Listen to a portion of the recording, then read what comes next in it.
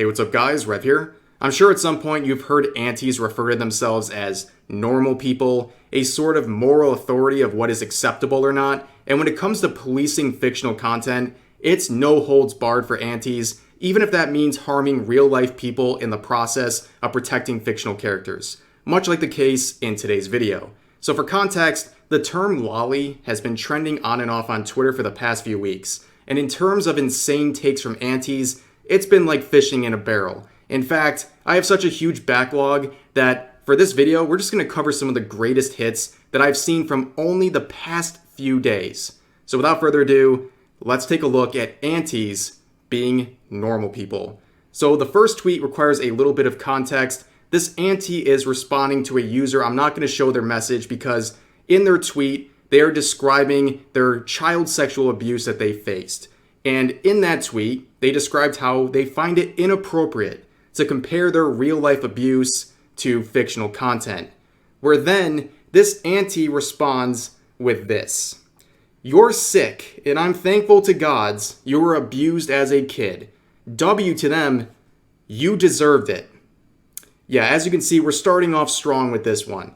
Yes, when you're so insane that you celebrate the abuse of a real-life person because they want to separate fiction from reality.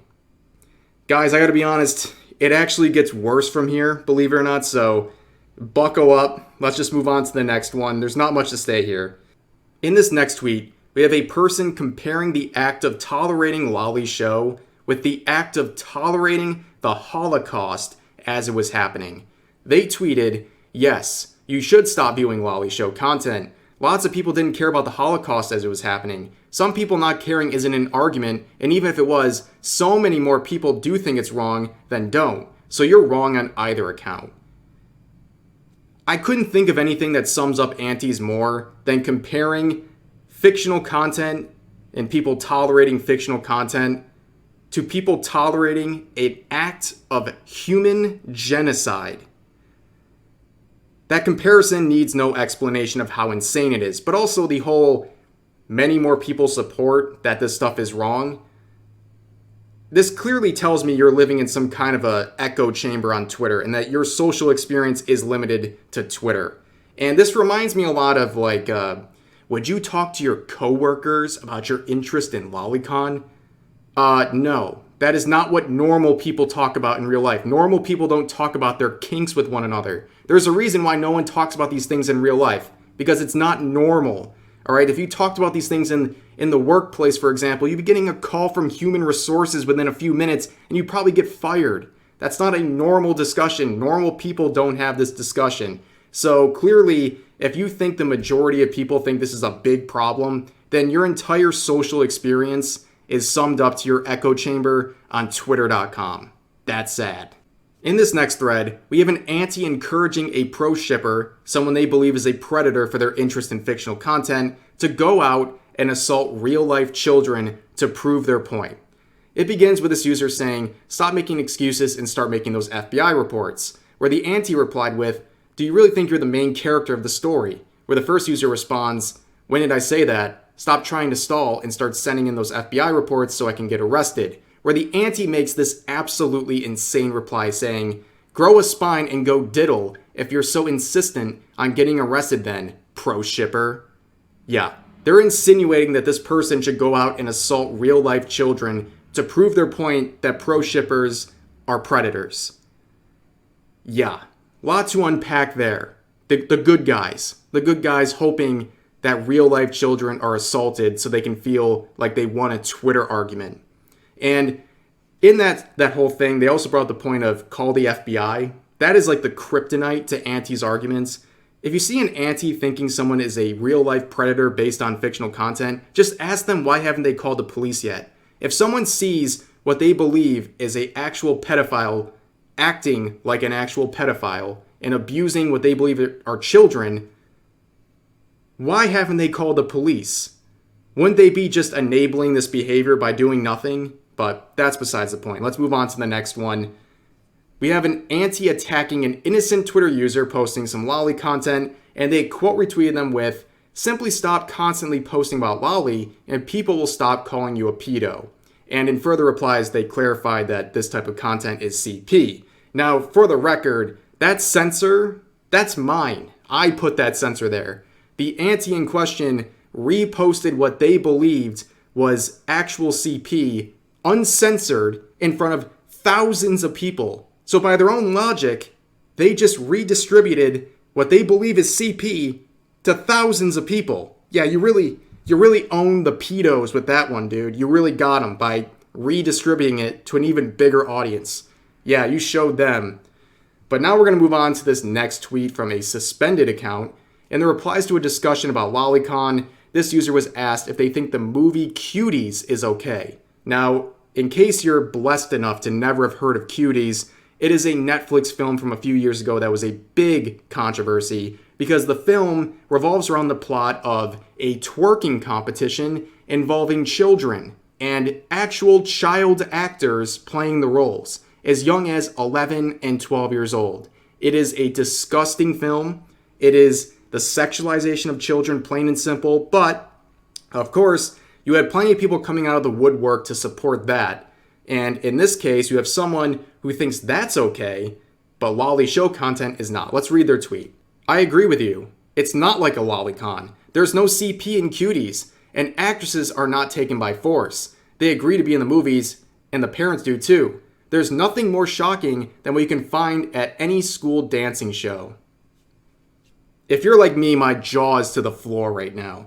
They are comparing Cuties to lolicon and only finding predatory behavior in one of those things. And it's the fictional content, not the real life children being exploited for an audience across the world. It's the fictional content that they have a problem with. And if you have any sort of faith in humanity, at least know that this tweet has 44 quote retweets without a single like. At least take solace in that, right? So now we're moving on to our next category, which is kind of a catch-all, including death threats and people encouraging someone to gay men themselves, right? As you can see, you have a tweet here from a few days ago with over 6,000 likes telling someone to gay men themselves for posting lolly characters. Like 6,000 likes. These people finding the possibility, the encouragement of telling someone to end their life to be socially acceptable, but not someone's interest in fictional drawings. The fictional drawings go too far, but encouraging people to gay men themselves over it is socially acceptable. Needless to say, that account is suspended now, like many of these accounts, and it does flabbergast me. If you want proof of how affected aunties are, they are willing to throw away their social media accounts over the most easily reportable insults in the world, okay? You're not breaking anyone by saying this low-grade middle school insult, but they're willing to risk their accounts over it. And trust me, these accounts are important to them. When your enjoyment in life is being terminally online attacking people over fictional content, getting your account suspended is a big deal. It does actually bother them. So the fact they're willing to risk it all to make a 3-letter insult really shows you how dedicated they are. And for this last category, we're going to talk about a pretty interesting topic, but it begins with this auntie writing a fanfic stating, no idea what therapist these people going, like when I told mine that people like that existed and were so proud of drawing those things online, she just showed disgust and even said I was right by making warning posts and telling people to not normalize it. Yeah, that never happened. That absolutely never happened. Not in a million years. I mean, literally the lowest grade of an armchair therapist, not even a licensed therapist, would see that and their first response would be, why do you feel the need to harass complete strangers on the internet to the point where you're actually upset over it? Why are you doing that to yourself? Why do you feel that's important? Now, the reason this whole conversation is interesting is because many CSA victims have raised the claim that consuming fictional content like Lolly's show is a coping mechanism to deal with the abuse they have suffered. Now, I think that's a pretty interesting conversation, but the problem is you will never, ever have a nuanced conversation about this, especially on Twitter. Tweets like this show exactly how it'll go. People even encouraging the CSA victims to be bullied for using fictional content to cope with their abuse. But that's going to do it for this video. I hope you enjoyed this showcase of antis being normal people, and I want to make it clear as we go here, no normal person has the time, energy, or motivation to go online, seek out content that disturbs them, and then harass people over their interest in certain fictional content. Normal people don't do that, but that should be pretty obvious. But again, that's going to do it for this video. I hope you all enjoyed. Let me know your thoughts in the comment section down below, and I'll see you guys next time.